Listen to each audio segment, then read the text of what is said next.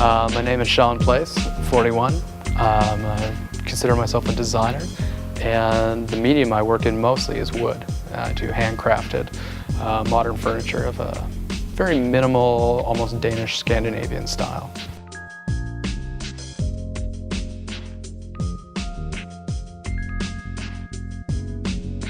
Sam Maloof, American furniture maker, always considered himself a craftsman, and that's it, even though he did the design work and everything as well. But I usually refer to myself as a designer, not an artist. I don't think what I do is art.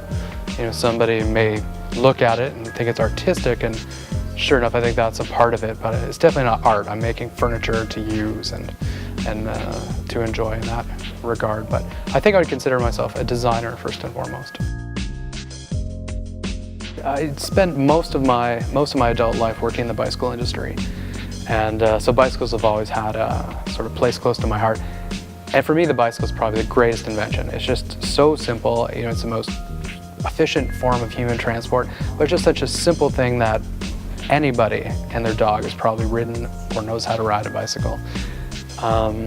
I've got a bit of a collection. I think I used my bicycles as collateral for buying my house when I needed a mortgage. They, asked if I had anything of value. I'm like, I've got a lot of nice bicycles, and it worked. Yeah, there's a couple. I really wanted to be an architect as a kid. I don't know if that had anything to do with the Brady Bunch, but I just always wanted to be an architect. And when I first saw Falling Water by Frank Lloyd Wright, it just changed everything for me. As a kid, houses all looked the same in my neighborhood. All of a sudden, here's a house that is unlike anything. There's a stream running underneath it. It was just amazing. So that kind of started me off as something I always went to, but I spent a lot of time in Los Angeles in my life, and the Getty Center by Richard Meier. Spent a lot of time at that place, and it's the first time I got to really experience contemporary architecture, being within it. And I think out of maybe the 10 times I've been there, I looked at the art once. Just, the art was irrelevant. It was about being in the space and the feeling that evoked, and it's just serene, just incredible. Such a great place to be. So every time I travel anywhere, I'm always, sort of preemptively looking to see what architecture I might be able to come across when I'm there.